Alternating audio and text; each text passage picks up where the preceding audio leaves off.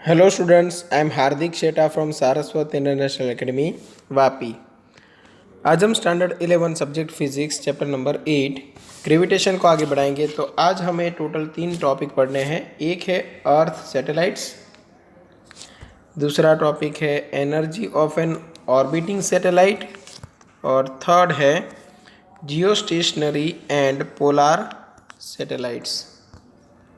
ठीक है, तो आज हमें पूरा पढ़ना है सैटेलाइट्स के बारे में। तो अच्छे से समझो। यहाँ पे सपोज ये अर्थ है, अर्थ की रेडियस हम लेते हैं आर ई, ओके, और ये किसी सैटेलाइट की ऑर्बिट है।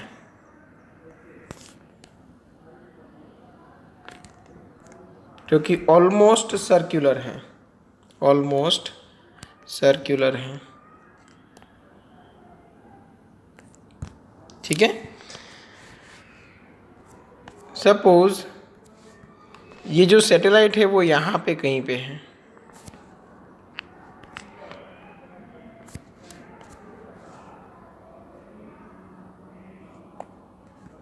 ओके, वो जो सैटेलाइट है वो यहाँ पे कहीं पे है और अर्थ यहाँ पे है, अर्थ का सेंटर यहाँ पे है।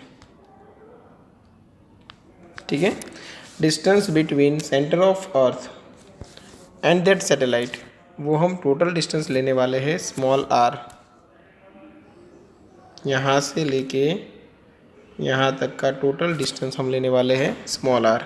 बट उससे पहले यहाँ तक का जो हाफ डिस्टेंस आपको नज़र आ रहा है, हाफ नहीं बोल सकते, बट ये जो डिस्टेंस है वो रेडियस ऑफ अर्थ है।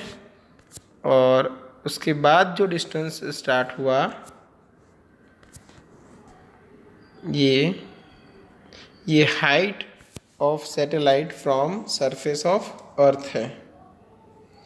और ये जो टोटल डिस्टेंस आपको नज़र आ रहा है वो स्मॉल आर, ओके, मतलब जो हम सेंटर से डिस्टेंस लेने वाले हैं वो टोटल डिस्टेंस होगा स्मॉल आर। तो आप सबसे पहली बात यहाँ पे लिख सकते हो small R equal to R E plus H, small R equal to R E plus H. ठीक है, अब ये जो सैटेलाइट है उसके ऊपर कौन कौन से फोर्सेस लगेंगे वो देख लेते हैं। तो एक फोर्स लगेगा सेंटर की और जो अट्रैक्ट होके लगता है वो, मतलब एक फोर्स अंदर की ओर लगेगा, वो होगा ग्रेविटेशनल फोर्स। और वो ग्रेविटेशनल फोर्स रहेगा एफ जी। बाहर की ओर फोर्स लगेगा वो centripetal force M V square by R. मतलब जो टूवर्ड्स सेंटर फोर्स लगता है उससे ऑपोजिट डायरेक्शन में शूडो फोर्स लगता है, वो शूडो फोर्स ये है।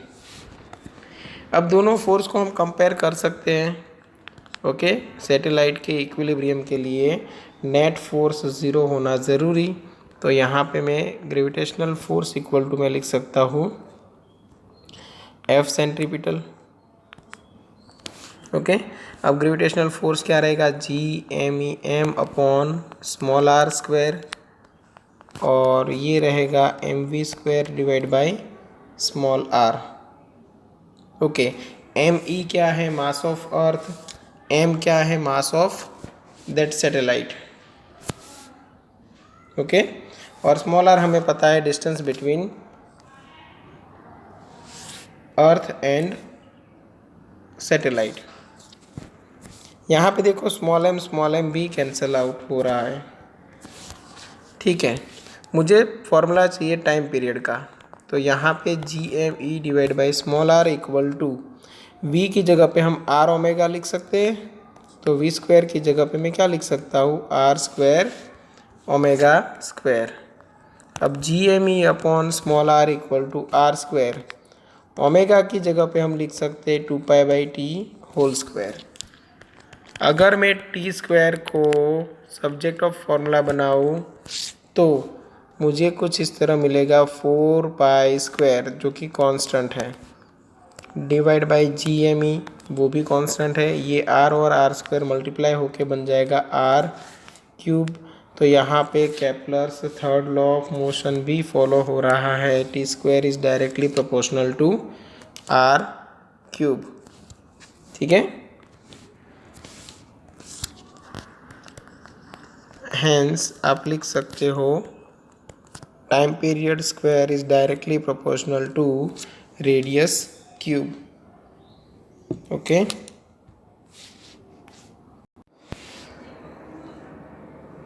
और हाँ, यहाँ पे याद रखना कि स्मॉल आर की जगह पे आप कभी भी are E plus capital H लिख सकते हो। तो आपको टेक्स्ट बुक में जो फॉर्मूला दिया हुआ है उसमें यहाँ पे R E plus H whole cube करके दिया हुआ है, ठीक है ना।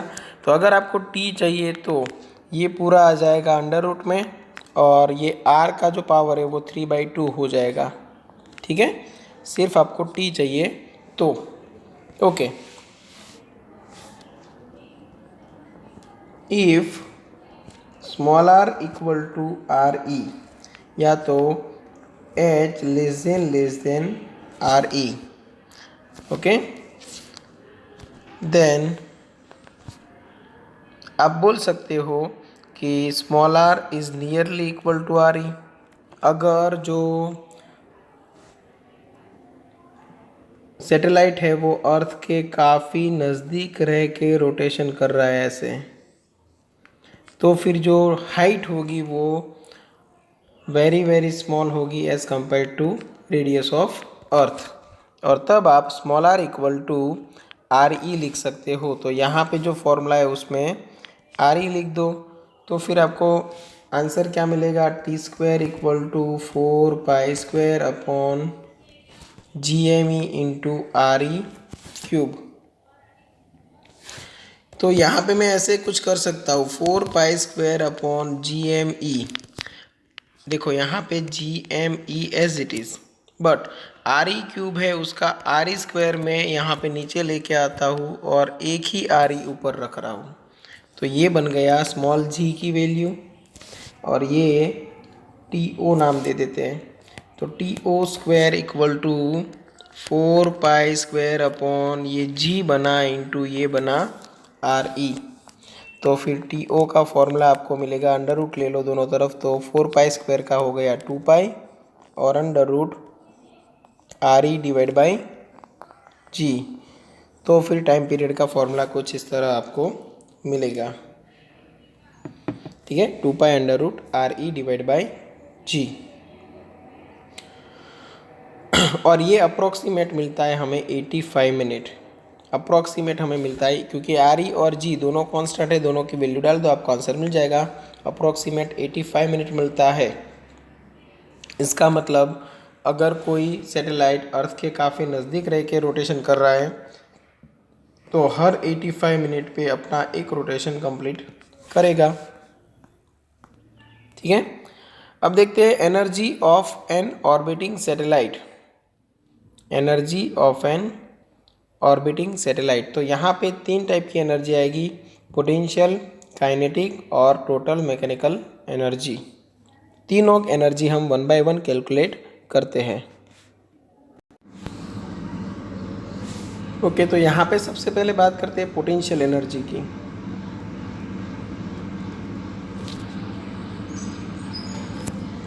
चलो, पोटेंशियल एनर्जी क्या रहेगी सैटेलाइट की, तो minus G M E M divide by small are.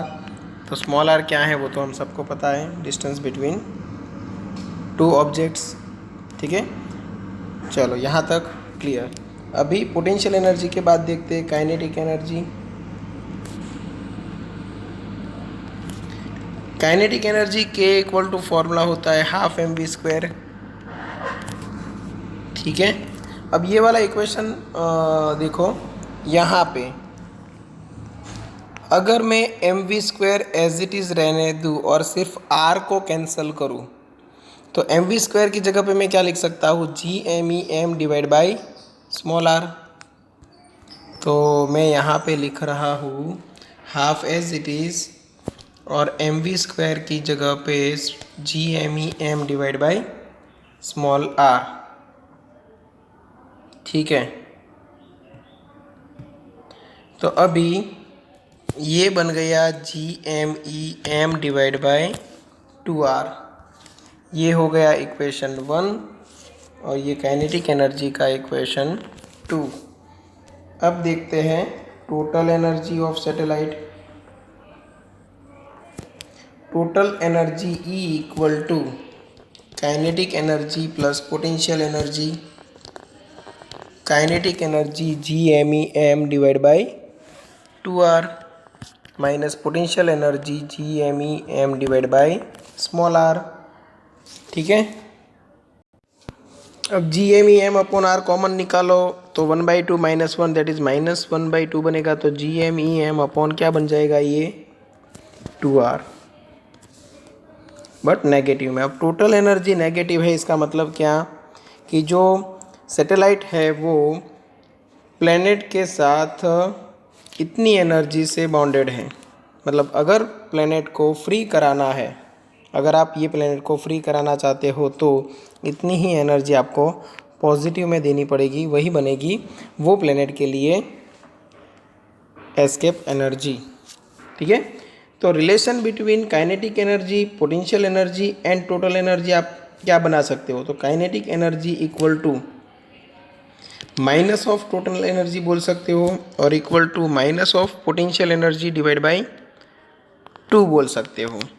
इससे क्या होगा कि अगर किसी एक सैटेलाइट के लिए आपको सपोज कोई एक एनर्जी दी हुई है और बाकी की 2 एनर्जी आपको निकालनी है, तो आप इजीली कैलकुलेट कर सकते हो। ठीक है,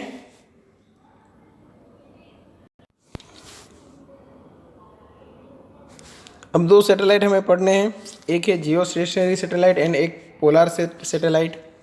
ठीक है, जियो stationery satellite and polar satellite में डिफरेंस क्या है, सबसे पहले ये समझो। पहला आएगा जियो स्टेशनरी। अब ये नाम कैसे पड़ा, जियो स्टेशनरी नाम कैसे पड़ा, तो जियो मतलब अर्थ और स्टेशनरी मतलब जो अर्थ के ऊपर से हमें स्टेबल लगे। ठीक है, एक ही पोजीशन पे लगे, हम उसको बोल सकते हैं स्टेशनरी। तो सपोज ये अर्थ है, ओके, और अर्थ के ऊपर आप यहाँ पे खड़े हो, अर्थ के ऊपर आप यहाँ पे खड़े हो और कोई सैटेलाइट आपको यहाँ पे नज़र आता है। ठीक है, अब अर्थ ने अपना रोटेशन तो कंटिन्यू किया, तो आफ्टर सम टाइम आप सपोज ये रोटेट होके ये पोजीशन पे आ गए, तो जो सैटेलाइट था वो भी आपके साथ साथ रोटेट हुआ, यहाँ पे आया। तो आपने जब यहाँ से ऑब्जर्व किया था, आपको लगा था कि आपके एग्जैक्ट ऊपर वो सैटेलाइट है। यहाँ पे आके ऑब्जर्व किया, आपको पता चला एग्जैक्ट ऊपर है सैटेलाइट। आफ्टर सम टाइम जब अर्थ ने रोटेशन अपना ये आधा कंप्लीट कर लिया, तब आपने जाके देखा तो सैटेलाइट है वो भी अपना ये हाफ रोटेशन कंप्लीट करता है, हाफ रिवोल्यूशन। तो यहाँ पे भी आपको सैटेलाइट है एग्जैक्ट आपके सर के ऊपर नज़र आया।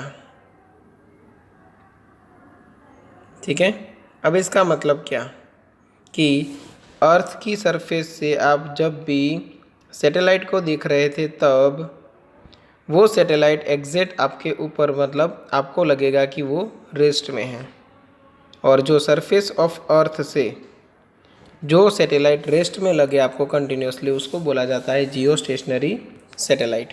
अब ऐसा कब होगा, सोचो, जब अर्थ अपना एक रोटेशन कंप्लीट करती है तो उसको टाइम कितना लगता है, 24 आवर्स। तो ये जो सैटेलाइट है उसको भी अपना एक रिवोल्यूशन कंप्लीट करने के लिए कितना टाइम लगना चाहिए, 24 आवर। तो सैटेलाइट का टाइम पीरियड कितना होना चाहिए, 24 आवर्स। ठीक है, तो सैटेलाइट का जो टाइम पीरियड है वो होगा 24 आवर्स अर्थ के लिए। हाँ,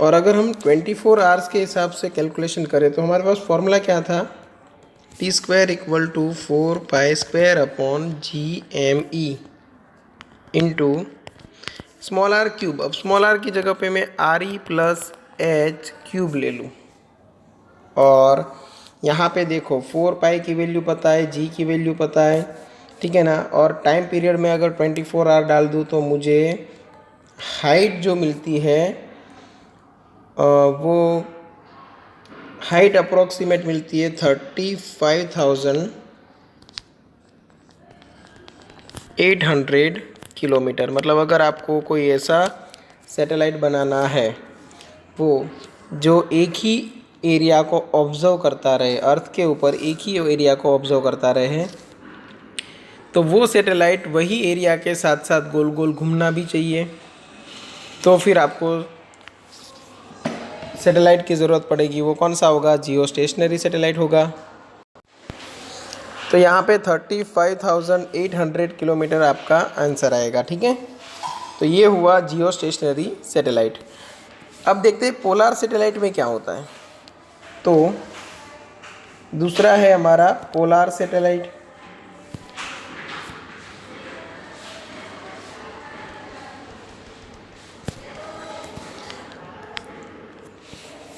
जो पोलार सैटेलाइट होता है वो अर्थ का एक एरिया पूरा एक ऑब्जर्व करता है एक साथ। ठीक है, अर्थ का पूरा एक एरिया जो है, एक स्ट्रिप है, उसको ऑब्जर्व करता है। और यहाँ पे आपको कुछ ऐसा मिलेगा। सपोज़ एक रोटेशन कंप्लीट होगा तो इतनी थिक जो स्ट्रिप है उसको ऑब्जर्व कर लिया उसने। ठीक है, और वो कहाँ पे घूमेगा तो नाम से ही पता चल जाएगा कि सपोज़ ये अर्थ की एक्सिस ऑफ रोटेशन है, तो ये नॉर्थ पोल हो गया, ये साउथ पोल हो गया। तो ये जो सैटेलाइट्स हैं वो कुछ ऐसे घूमते हैं, सोचो ऐसे अर्थ के नज़दीक रह के फिर घूमते हैं।